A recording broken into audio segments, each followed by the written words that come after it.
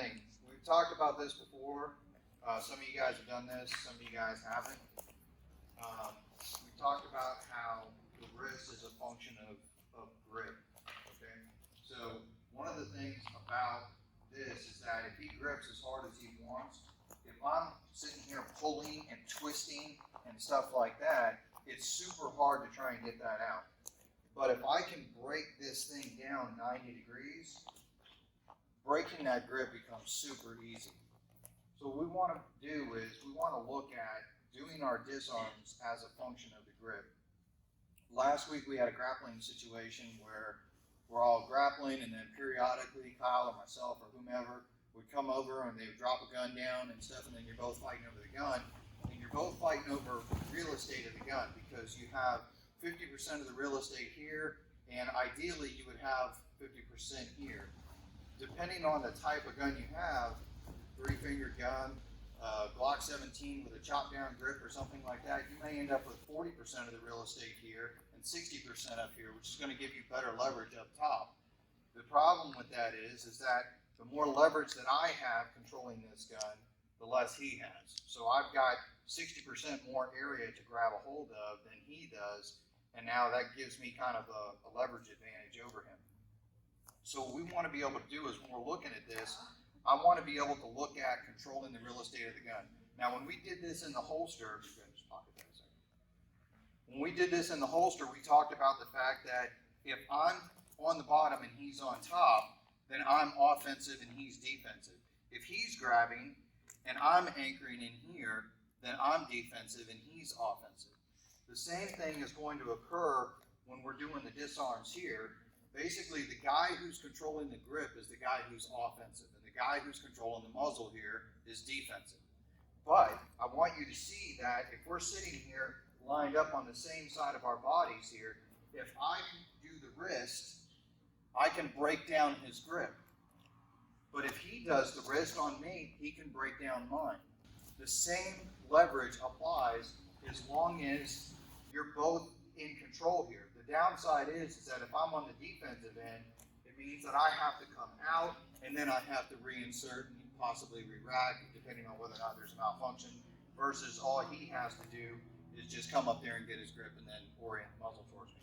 Also what it means is that if I'm sitting here like this trying to control this muzzle and he yanks back on me, it's going to orient me right in front of the muzzle again, which is going to allow him to take that first shot. Even if the slide doesn't reciprocate, it's going to allow him to put that first shot into me. So if you are on the defensive end of the gun, you need to keep that in mind. The same rule applies when we're here.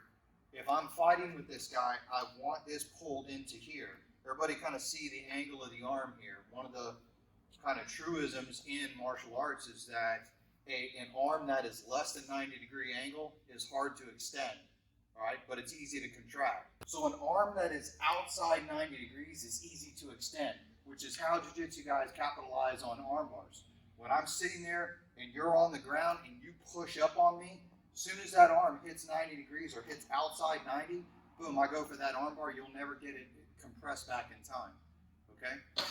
By the same token, if this arm is extended inside 90 degrees, it makes it super hard for me to get this out, which is why when a guy gets into an arm bar and I'm sitting on top of him and he keeps that arm in tight, guys sit there and they fight and fight and fight and fight trying to extend that arm, but they can't. They just end up pulling the guy off the ground. So instead of going for the arm bar, maybe go for a Kimura, something that allows you to be inside 90. You guys understand what I'm saying? All right, so when we apply the gun principle into this, the same thing is going to occur. Actually, so the same thing is going to occur. I want this back, and now my angle is inside of 90 degrees. All right, it's smaller than 90 degrees, which is going to make when he grabs a hold of that gun, is his arm inside or outside 90? Okay, which means that from here it may be hard for me to push, but it's going to be easy for me to keep this frame. Versus if he tries to pull my arm out to get the gun, he's never going to get it because I'm inside 90. You guys understand the concept? All right, so when we pull this back in, this needs to be here and it needs to be controlled from here. The moment that the gun gets out here and he starts to pull his in, and now I start to get outside 90, he is going to be the one who's going to keep that under control here. So what my goal needs to be is that when I'm sitting here, if I'm on the offensive side of the gun controlling the grip, I want to keep this here to make sure that he can't get inside, but also to make sure that he can't expose my wrist. If he can expose the wrist, he can get a disarm. So we're sitting here, I'm keeping this back up in here. What he's looking to do is he's looking to get this out just enough to be able to get through and get into the wrist. He's going to plant that gun into his chest, and all he's going to do now is he's just going to turn his shoulder square to me. You'll notice that my wrist locks 90 degrees. From here, he can't get shot because he stepped into the muzzle, okay? He stepped to where he was past the muzzle, he locked up the wrist, and now he breaks his shoulders back towards me. Now, if I continue to hold on, I'm going to break my own hand. Now, from here, he can just basically take and flare the shoulders apart and separate the hands.